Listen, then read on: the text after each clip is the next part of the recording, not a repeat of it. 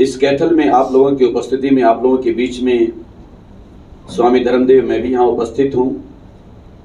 हमारे आदरणीय सम्माननीय श्रीमान श्री आशीष शास्त्री जी उधर अभी मंच का संचालन कर रहे थे, हमारे आदरणीय श्री सुभाष शास्त्री जी, और मेरे प्रेमास्पद स्नेहास्पद मेरे प्रिय उदीयमान नौनिहाल हमारे हरियाणा प्रदेश के युवा वर्ग की जो बॉडी बनी हुई है, उसके युवा टीम के वरिष्ठ उपाध्यक्ष श्रीमान श्री हमारे प्रवीण सरदाना जी, आपकी उपस्थिति है।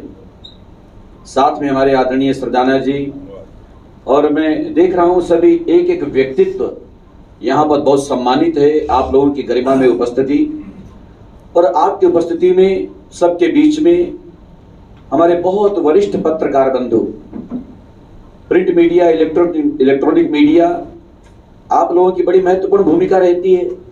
मैं प्रारंभ में अगर एक लाइन इस बात को लेकर कह दूं कि पत्रकार हमेशा निष्पक्ष और निर्भीक होता है। इनकी निष्पक्षता, इनकी निर्भीकता वही किसी प्रदेश को, देश को अपने गौरव तक ले जाती है। तो ऐसे प्यारे प्यारे हमारे वरिष्ठ पत्रकार, आपकी यहाँ पर उपस्थिति है। अब आपकी उपस्थिति में एक आग्रह, एक विशेष मकसद, एक प्रयोजन, जिसको लेकर के स्वामी धर्मदेव इस समय आप लोगों के बीच में कैथल में है। ये प्यारी नगरी, ऐतिहासिक नगरी, वैसे तो हमारा हरियाणा प्रदेश वही अपने आप में पूरा ऐतिहासिक है, जिसका निर्माण 1 नवंबर 1966 में हुआ। उसमें प्यारा सा जिला हमारा कैथल, और इसमें आप हम सब लोग कि आज का मिशन, आज का उद्देश्य, आज का लक्ष्य, प्रयोजन क्या है, वो मैं निवेदन करना चाहता हूं। आप हम सभी लोग जानते हैं, सबकी जानकारी में है कि 1947 में देश बटा। 1947 में एक इतिहास के काले पन्नों में हम कहेंगे उसे अंकित किया गया कि बटने के बाद जो कटा, देश बढ़ते रहते हैं। अभी शास्त्री जी ने कहा, परिवार भी बढ़ते हैं, शहर गांव भी बढ़ते हैं, नाम अलग हो जाते हैं, हिस्से अलग हो जाते हैं, प्रदेश बढ़ते हैं, देश बढ़ते हैं, लेकिन उसके साथ वहां पर कभी ऐसा कभी सुनने में नहीं आया कि वहां पर मानवता कटती है, मानव कटता है। हुआ ऐसा 1947 का देश का विभाजन, और विभाजन की वो विभीषिका, विभाजन की वो त्रासदी, विभीषिका त्रासदी को बोलते, वो त्रासदी, वो जघन्य घटना, वो विभत्स अपराध मैं कहूंगा कुछ लोगों ने किया कि वहां पर हुआ निर्मम कत्लेआम। निर्मम कत्लेआम यानी जहां पर ममता का लेश मात्र भी नहीं है, ऐसा कत्लेआम 1947 में हुआ कि उस अवसर पर इंसानों को, आदमियों को गाजर मूली की तरह काटा गया। आप सदग्रस्त यहां पर बैठे हैं, मानव सृष्टि के प्यारे प्यारे लोग बैठे हैं, घरों में जैसे सब्जियां आती हैं, गाजर मूली आती है, उनको जैसे चाकू से काटा जाता है, उसी तरह से इंसानों को काटा जा रहा था। 1, 2, 4 नहीं, लाखों लाखों लोगों की लाशें गिरी वहां, जिसको जिंदगी में कभी भुलाया नहीं जा सकता। वो पश्चिमी पंजाब के लोग, 5 नदियों के इलाके के रहने वाले लोग, पंचनद प्रदेश और क्षेत्र के लोग, जिसकी वजह से पंचनद कहलाया, जिसकी वजह से पंजाब कहलाया। वो 5 आब कह दें उसे, या 5 नदियां कह दें, या 5 पानी कह दें, वो बात अलग है। 1526 में अकबर ने कहा कि पंचनद की होता है जी, वो अपने सिपह सलार को पूछेगा, उन्होंने कहा 5 नदियां, नदियां नादने, नादने यानी पानी है, आब आएगा तो इन्हों फिर पंजाब कह दो ना, हाँ पंजाब कह दो। उसके बाद उसको पंजाब कहने लगे। हकीकत में पंच नदी था, क्योंकि 5 मुख्य नदियां यहां पर रावी, सतलुज, ब्यास, झेलम और चिनाव, 5 नदियों का पानी भी लाल हो गया था उन लोगों के लहू से। उस 5 नदियों के क्षेत्र में, पंचनद क्षेत्र में, पश्चिमी पंजाब में कत्लेआम, और कत्लेआम हुआ। लोगों को हालांकि घर परिवार छोड़ना पड़े, लोग तैयार हुए। अगर हमारा वतन आजाद होता है, देश आजाद होता है, हमारी भारत माता स्वतंत्र होती है, और उसके लिए हमें घर छोड़ना है, अगर ये दे रहे हो, इनको इलाका दे दो। अगर ये पाकिस्तान बन रहा है, बन जाए। इस्लामिक देश बन रहा है, बन जाए, हमें छोड़ना पड़ रहा है, चलो हम छोड़ भी देते। हालांकि छोड़ना भी कोई आसान नहीं होता। मैं बड़ी आस्था और श्रद्धा रखता हूं, आप भी उसी तरह से हो। हम प्रभु श्री राम भगवान कृष्ण के देश के रहने वाले लोग हैं, हम आस्तिक और आध्यात्मिक लोग हैं।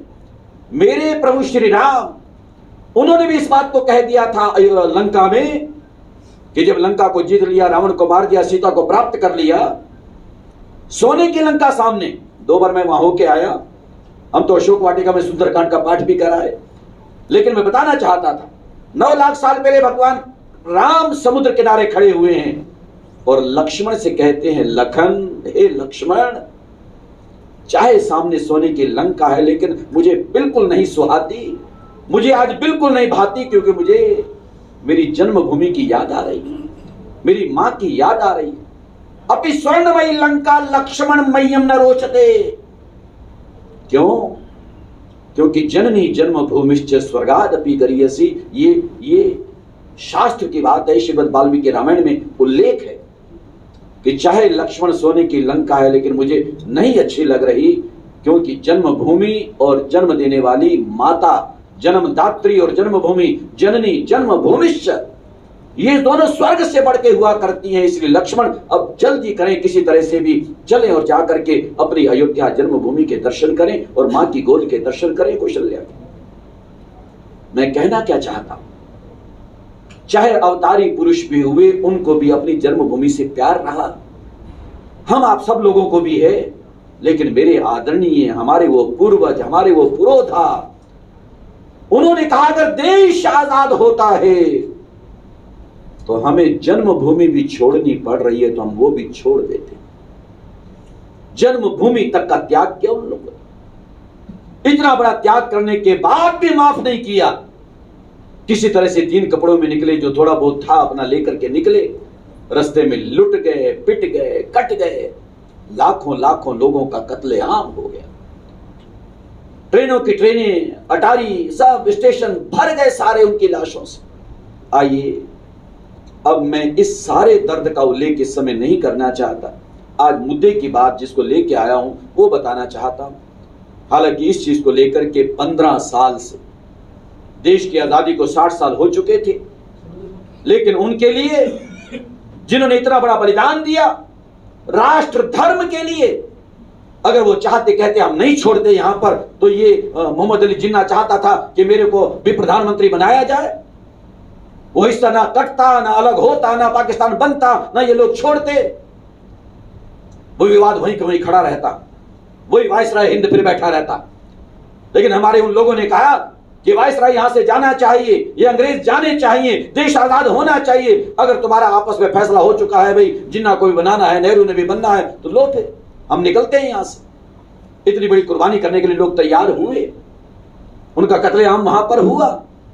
लेकिन जो बात अब मैं कहना चाहता था कि 60 साल तक बीत गए, उन लोगों को याद तक नहीं किया गया सरकारों के द्वारा।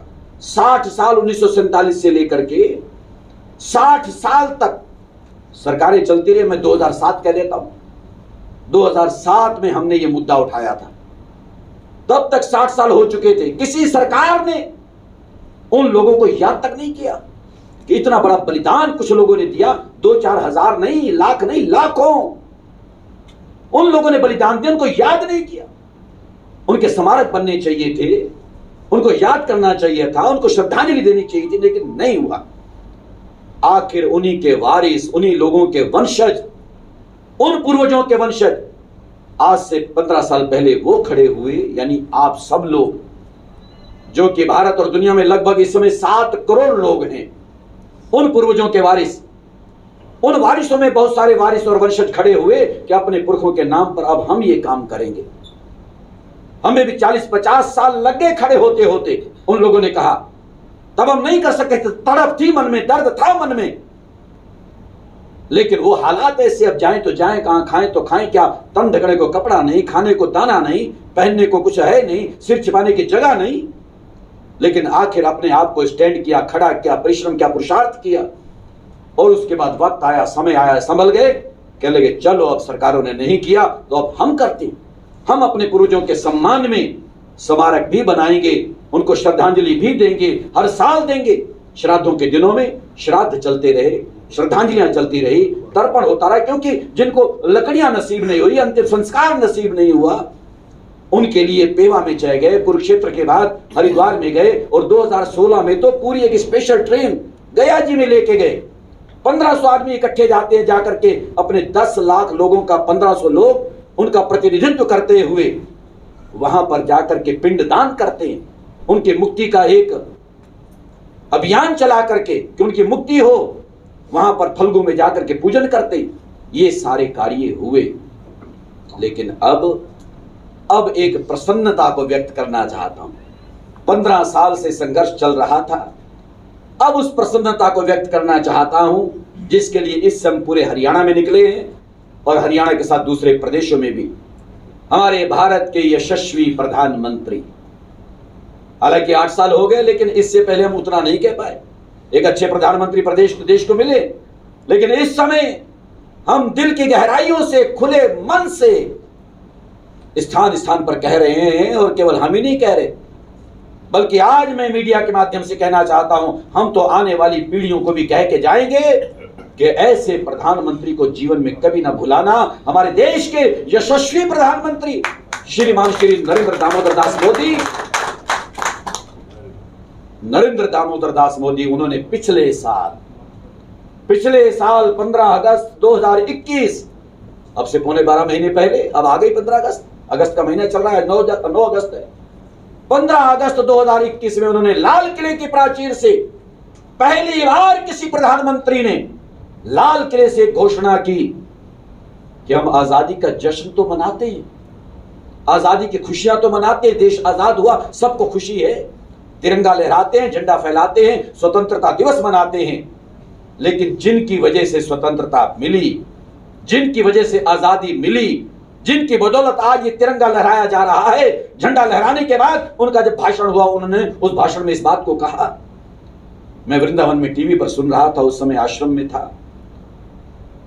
उस 1.5-2 मिनट में 3 बार आंखों में आंसू आए कि वाह रे मेरे प्यारे प्रधानमंत्री आप। प्रधानमंत्री ने कहा कि बेशक से हम जश्न मनाते हैं, खुशियां मनाते हैं, लेकिन जो बंटवारा हुआ देश का, और वो वक्त और वो दर्द जब याद आता है तो हम हिंदुस्तानियों का सीना छलनी हो जाता है। इतने भावुक होकर के बोल रहे थे, और केवल बोले ही नहीं, बोलते बोलते बल्कि उन्होंने ये भी कहा कि ऐसे लोगों को भुला दिया गया, बंटवारे के उन लोगों को, लाखों लोगों ने जो बलिदान दिया, कुर्बानी दी, किसी ने याद तक नहीं किया। और प्रधानमंत्री उसके बाद फिर घोषणा कर देते हैं, कहने लगे उनको श्रद्धांजलि तो दे ही रहा हूं, लेकिन साथ में उन्होंने कहा कि घोषणा करता हूं कि अब यह स्वतंत्रता दिवस तब मनाया जाएगा जो 75 सालों से मनाते आ रहे हैं, लेकिन इसके बाद ये तब मनाया जाएगा, इससे ठीक एक दिन पहले उनको याद किया जाएगा। और उनकी याद में 15 अगस्त से एक दिन पहले 14 अगस्त को हर साल उनके नाम पर विभाजन विभीषिका स्मृति दिवस मनाया जाएगा। विभाजन की विभीषिका, विभाजन की त्रासदी, बंटवारे का दर्द जिन्होंने झेला, उस त्रासदी में जिन्होंने जान कुर्बान की, वो हुतात्मा, वो दिवंगत आत्मा, वो महात्मा लोग, वो पूर्वज जिन्होंने बलिदान दिया, उनके बलिदान को याद किया जाएगा। उनको हर साल 14 अगस्त को श्रद्धांजलि दी जाएगी। सबसे बड़ी घोषणा पहली बार लाल किले की प्राचीर से हुई, और इसीलिए हम अपनी पीढ़ियों को कह के जाएंगे कि ऐसे प्रधानमंत्री को कभी जीवन में भुलाया ना जाए। हम कृतज्ञ हैं केंद्र सरकार के, जिन्होंने ये घोषणा की कि हमारी मांग थी 15 सालों से कि उनको सरकारें भी याद करें। वंशज और ये तो करते ही रहेंगे हमेशा, सरकारें भी उनको सलाम करें, उनका सम्मान करें। ये हमारी मांग थी, हमारी 2 मांगे चल रही थी, और दोनों पूरी होने पर आ गई हैं। पहली थी कि उनको याद किया जाए, उनको शहीद माना जाए, शहीद मान लिया, यानी श्रद्धांजलि देना। और हमने ये साथ में कहा था हमेशा, कैथल में भी रथ यात्रा आई थी 10 साल पहले, हमने हमेशा इस बात को कहा कि शहीद मानने का मतलब कोई ये ना समझे कि हम कोई पेंशन चाहते हैं उनके वारिस, नहीं चाहिए। आरक्षण चाहते हैं, नहीं चाहिए। आरक्षण तो सबसे पहले इन्हीं को मिलना चाहिए था, लेकिन नहीं मिला। ना इन्होंने मांगा, ना आज मांग रहे हैं। ना आरक्षण चाहिए, ना इनको कोई पेंशन चाहिए, ना कोई बच्चों के लिए नौकरी चाहिए। अपनी मेहनत से, पुरुषार्थ से अपने पैरों पर ये खड़े हो गए हैं। लेकिन चाहिए तो एक कि कम से कम उनको याद तो किया जाए, कोई सरकार उनको श्रद्धांजलि तो दे। हम वही मानेंगे कि उनको शहीद मान लिया आपने, और वर्तमान समय में हम मोदी जी का बार बार क्यों धन्यवाद कर रहे कि उन्होंने श्रद्धांजलि के लिए दिन निर्धारित कर दिया राष्ट्रीय स्तर पर। ऐसे नहीं, राष्ट्रीय स्तर पर हमेशा पूरे देश में 14 अगस्त मनाया जाएगा विभाजन विभीषिका स्मृति दिवस के रूप में, उनको श्रद्धांजलि दी जाएगी। यानी हमारी एक मांग पूरी हो गई, हमारे पुरखों को शहीद मान लिया, शहीदों को श्रद्धांजलि दी जाती है, श्रद्धांजलि दी जाएगी। दूसरी मांग हमारी थी कि स्मारक बनना चाहिए उनकी याद में। उसके लिए भी उनके वंशजों ने, वारिसों ने, आप लोगों ने बीड़ा उठाया कि सरकार नहीं करती तो चलो अब हम करेंगे। लोगों ने तन से मन से अपना धन जो कमाया उसमें से, चाहे किसी ने 1 रुपया दिया, चाहे किसी ने 10,000 दिया, लाख दिया, 10 लाख दिया, लोगों ने लाखों रुपया, 400 इसके ट्रस्टी बन चुके हैं। पंचरत्न स्मारक ट्रस्ट के 1 लाख रुपए देकर के एक व्यक्ति ट्रस्टी बनता है, कैथल से भी हैं, उसके ट्रस्टी बन गए। उसके बाद कुछ लोगों ने और दिया, और उनके नाम पर, पुरखों के नाम पर कुरुक्षेत्र में स्मारक बनाने के लिए 25 एकड़ जमीन ली गई, जो आज 25 करोड़ की है। वो 25 एकड़ जमीन ली गई, वहां स्मारक बनाने की पूरी योजना माननीय हमारे आदरणीय श्रीमान श्री मुख्यमंत्री मनोहर लाल खट्टर, उनके हाथों से नींव भी रखवाई जा चुकी। लेकिन हम चाहते थे कि सरकार इसमें योगदान दे, इसको राष्ट्रीय स्मारक भी घोषित करे। तो आज वो दूसरी चीज भी पूरी होने को आ गई है, वो दूसरी हमारी डिमांड भी पूरी होने को आ गई है, वो भी मैं जरूर बताना चाहता हूं। मोदी जी के बाद अपने हरियाणा प्रदेश के माननीय हमारे बहुत ही प्रिय मुख्यमंत्री श्री मनोहर लाल खट्टर, उनका भी बारंबार आभार। उन्होंने मोदी जी की बात पर 2 फूल और चढ़ाते हुए 4 कदम आगे बढ़कर के बात की। मेरे जैसे लोगों को बुला करके, पंचरत्न स्मारक ट्रस्ट के लोगों को, सुभाष सुधा जी हमारे प्रदेश के अध्यक्ष हैं पंचरत्न के, स्वामी धर्मदेव से, सुभाष सुधा से मीटिंग करते हैं। वो कहते हैं स्वामी जी ये मुद्दा तो हुआ है, जरा सा पहले गिन के चल दे पाया से क्या अपने पुरखा दी याद स्मारक भी बने, यादगार बने, उन्होंने श्रद्धांजलि होवे। मैं क्या बिल्कुल हुआ है, कह लगे हुआ गाल आखी सारे प्रधानमंत्री ने, मैं क्या बिल्कुल आखी। क्या सा पहले विभाजन विभीषिका स्मृति दिवस पहला होसी, ये पहला विभाजन विभीषिका स्मृति दिवस हम कुरुक्षेत्र में मनाएं और सरकार की ओर से मनाएं, ये माननीय मुख्यमंत्री ने घोषणा की। और इसलिए मैं बताना चाहता था कि अब ये पहला विभाजन विभीषिका स्मृति दिवस बस 4 दिन के बाद, आज 9 अगस्त है, और 14 अगस्त 2021 की घोषणा के बाद, मोदी जी की घोषणा के बाद, ये 14 अगस्त 2022 अब 4 दिन बाद हरियाणा के कुरुक्षेत्र में 1 लाख लोगों की उपस्थिति में मनाया जाएगा, सरकार के सौजन्य से मनाया जाएगा। और पंचरत्न स्मारक ट्रस्ट के झंडे के नीचे तत्वावधान, देखरेख, प्रबंध वो पंचरत्न स्मारक ट्रस्ट का होगा, खर्चा हरियाणा सरकार करेगी।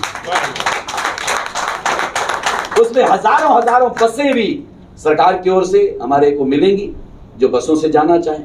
वहां पर टेंट की व्यवस्था है और सारी व्यवस्थाएं हैं।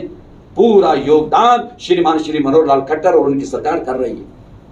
और इसी के साथ वो घोषणा, वो मैं कर नहीं सकता, वो तो होगी आगे, लेकिन बता सकता हूं कि जो हमारी तमन्ना थी, इच्छा थी कि ये राष्ट्रीय स्मारक हो, और ये राष्ट्रीय स्मारक घोषित होने वाला है।